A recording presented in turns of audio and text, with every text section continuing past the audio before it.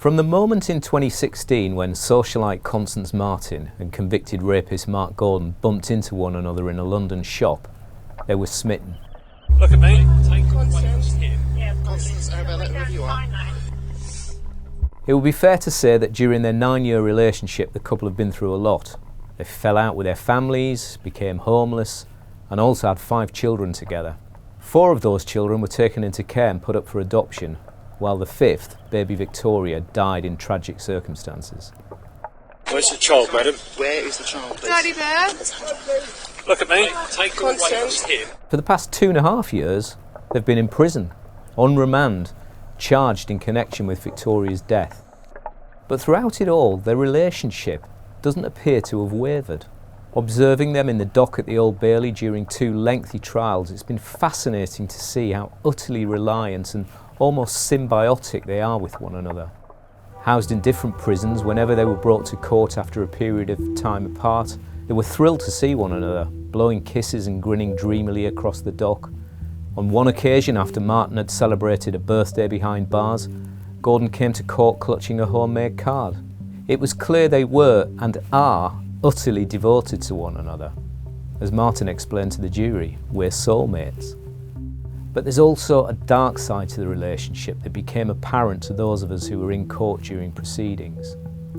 They appear to fuel and feed off one another's paranoia and seem to be convinced that the whole world is against them. The couple seem to share a deluded belief that they know better than everyone else about everything. Marten liked to think that she knew everything there was to know about childcare, never mind the fact that she took a days-old baby onto the South Downs in freezing conditions with just a tent for protection.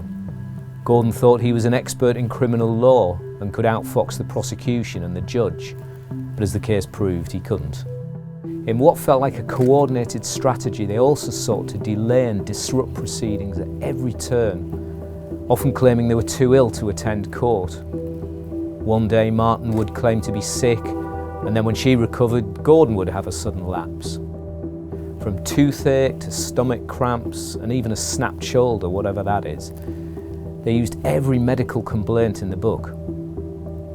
At one point, the judge told them, "I had 2 teenage murderers before me last week, and they behaved better than you 2. Marten sacked at least a dozen lawyers, while Gordon dismissed his barrister during the second trial and represented himself instead. On the odd rare occasion, the couple did seem to be at odds with one another in the dock, especially when their strategy was not going to plan. But even then, Gordon had a way of soothing Marten, of reassuring her, of calming her down, and she never seemed to lose faith in whatever wisdom he had. So what does the future hold for them? Well, for the next few years at least, they'll be held apart in separate prisons, serving their sentences for their roles in Victoria's death. They'll only be allowed very limited communication, and will have plenty of time to reflect on their relationship and their futures. Despite everything that's happened, Constance's family have let it be known that the door will always be open for her. But whether she ever accepts that offer, and if Gordon is to be a part of her future, very much remains to be seen.